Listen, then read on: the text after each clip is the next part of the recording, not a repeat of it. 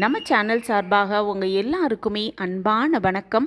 அதிர்ஷ்டமும் செல்வமும் நம்ம வீட்டு கதவை தட்ட வேண்டும் அப்படின்னா ஐப்பசி மாத பௌர்ணமி தினம் இரவு 8 மணிக்கு இவர்கள் கையால் சாப்பாடு சாப்பிடுவதன் மூலம் அதற்கான பலன் ரெட்டிப்பாக கிடைக்கும் அப்படிங்கிறத பற்றி இந்த பதிவில் நம்ம தெரிஞ்சுக்கலாம். வணக்கம். நம்ம சேனலுக்குள்ளே உங்கள் எல்லாரையும் வரவேற்கிறதுல எனக்கு ரொம்ப ரொம்ப சந்தோஷம். இறைவனோட ஆசிர்வாதம் எல்லாருக்கும் கிடைக்கட்டும். மன உளைச்சல், கவலை, குழப்பம், தடுமாற்றம், பதற்றம், விரக்தி இது எல்லாமே ஏற்படுவதற்கு காரணமாக விளங்குவது தான் சந்திர பகவான். ஒருத்தவங்களோட சுறுசுறுப்புக்கு மந்த நிலைக்கும் காரணமாறவரும் இந்த சந்திர பகவான் தான். ஜாதகத்தில் சந்திரனோட பலம் குறையும் பொழுது அவருக்கு சந்திர தோஷம் ஏற்படும் அப்படின்னும் பலவிதமான பிரச்சனைகள் ஏற்படும் அப்படின்னும் சொல்லப்பட்டிருக்கு.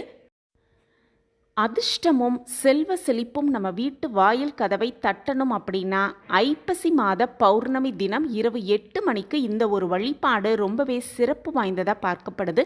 சந்திரனின் பலம் பெருகவும் இந்த ஒரு வழிபாடு ரொம்பவே முக்கியம். மனம் மற்றும் 5 விதமான உணர்வுகளோடு தொடர்புடையவர் தான் இந்த சந்திர பகவான். அதனாலேயே சந்திரனுக்கு மனோகாரகன் அப்படிங்கிற பெயரும் இருக்குது. உணர்ச்சி, மனநிலை மற்றும் தாய் உறவுக்குரிய கிரகமாக இந்த சந்திர பகவான் விளங்குகிறார். அமாவாசை, பௌர்ணமி இந்த 2 திதிகள் சந்திரனை அடிப்படையாக வைத்து தான் கணக்கிடப்படுது. சந்திர பகவானை நம்ம எப்படி வழிபட வேண்டும் அப்படிங்கிறத இப்போ நம்ம தெரிஞ்சுக்கலாம். சந்திர பகவானை வழிபாடு செய்ய பூஜை அறையில் வழிபடுவதை விட வெட்ட வெளியில் சந்திரனோட ஒளி நம்ம மீது படும்படி அந்த வழிபாடு செய்வது ரொம்ப ரொம்ப சிறப்பு. அதிலும் குறிப்பாக இரவு 8 மணிக்கு மேலே அந்த சந்திர பகவானின் முழு ஆற்றலும் நிறைந்திருக்கும் அந்த வெட்ட வெளியில் சந்திர பகவானோட கதிர்கள் நம்ம மேலே படும்படி அந்த ஒரு வழிபாடை செய்யணும். குறிப்பாக சந்திரனுக்குரிய நெய்வேத்தியமும் அந்த வெட்ட வெளியில் செய்வது ரொம்ப ரொம்ப சிறப்பு. இதற்கு மொட்டை மாடியை பயன்படுத்துவது ரொம்ப ரொம்ப சிறப்பு. மொட்டை மாடியில் சந்திர பகவானுக்கு ரொம்பவே விருப்பமான உணவு அப்படின்னு பார்த்தோன்னா கல்கண்டு சாதம் நெய்வேத்தியமாக அதை செய்து சந்திர பகவானுக்கு நெய்வேத்தியமாக அதை வைக்கலாம்.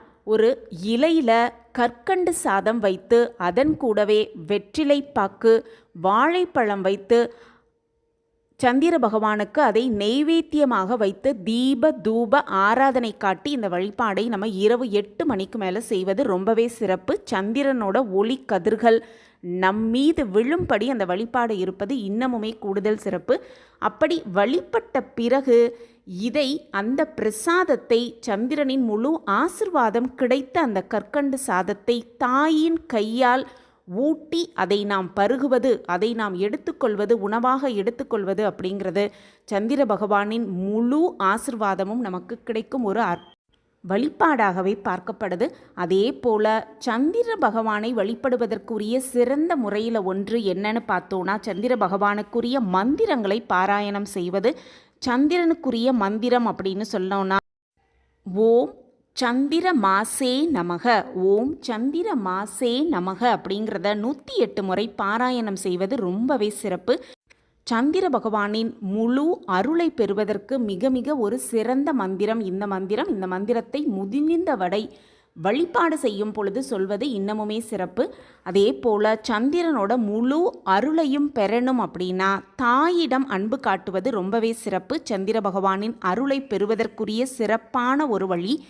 சந்திரன் தாய் உறவை குறிக்கும் கிரகம் அப்படிங்கிறதுனால தாயை அன்பாக கவனித்து கொண்டு இரவு 8 மணிக்கு பிரசாதம் நெய்வேத்தியமாக வைத்த அந்த பிரசாதத்தை தாயின் கையால் ஊட்டிக்கொள்வது, உணவை எடுத்துக்கொள்வது ரொம்பவே சிறப்பு. தாயை அன்பாக கவனித்து கொண்டு நல்ல உறவை தாயோடு வைத்து கொண்டு அவர்கள் மனம் புண்படாதபடி நடந்து கொண்டாலே சந்திர பகவானின் கெடு பலன்களை எந்த விதமான பாதிப்பும் ஏற்படுத்தாது அப்படிங்கிறதும் முக்கியமான ஒன்று.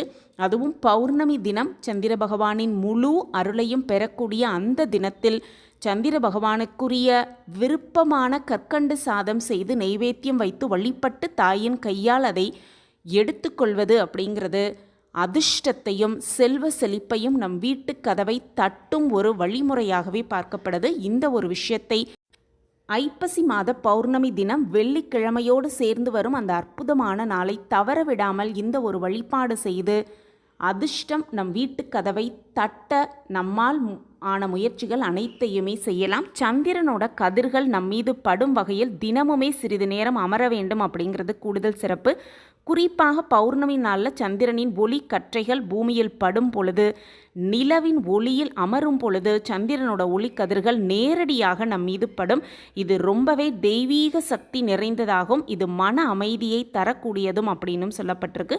ஜாதகத்தில் சந்திர பலம் குறைந்து காணப்படுபவர்கள், சந்திரனோட கெட்ட திசையால் பாதிக்கப்பட்டிருப்பவர்கள் அதிலிருந்து விடுபட இந்த சந்திர தரிசனம் செய்வது, அதுவும் குறிப்பாக பௌர்ணமி தினத்தில் இரவு 8 மணிக்கு இந்த வழிபாடை செய்வது இன்னமுமே கூடுதல் சிறப்பு அப்படின்னும், கெடு பலன்கள் குறைவதோடு மட்டுமல்லாமல் விருப்பங்கள் எல்லாமே நிறைவேறும் அப்படின்னும், சந்திரனோட பரிபூரண அருளும் ஆசிர்வாதமும் கிட்டும் அப்படிங்கிறதும் 100% உண்மை.